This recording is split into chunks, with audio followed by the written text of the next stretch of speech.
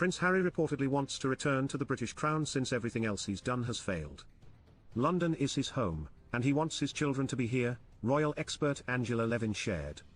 They can't be unless they get top protection, Levin added when explaining the difficulties that could come with a Sussex return to Britain. She continued, "I thought to myself, if he starts doing that, it's because everything else has failed. He wants to come back.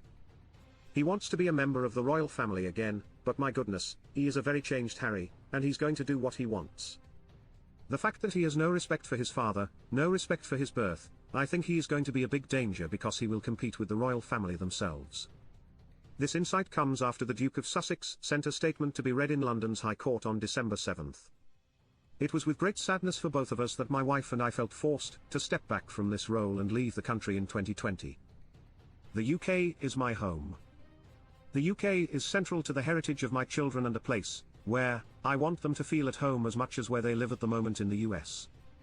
That cannot happen if it's not possible to keep them safe when they are on UK soil," the fifth in line to the throne wrote. His claims about his and his family's need for state-funded security protection were met with widespread condemnation by royal analysts in Britain. "I don't think he deserves it.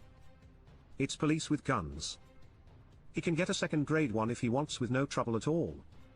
But if he wants that, he takes them off the street for people like you and me. They will have to have 4 of them, and 3 times a day they change. I think that's really dangerous.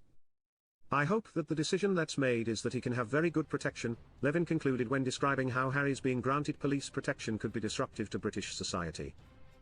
This follows an earlier ruling by the High Court in May that decided the Duke could not use the Metropolitan Police for protection when he is in the country. The fiery-haired prince has frequently spoken about the security fears he has for both himself and his family since departing from the royal family for America in 2020.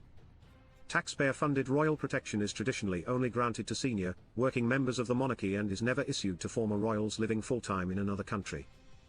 GBN interviewed Levin.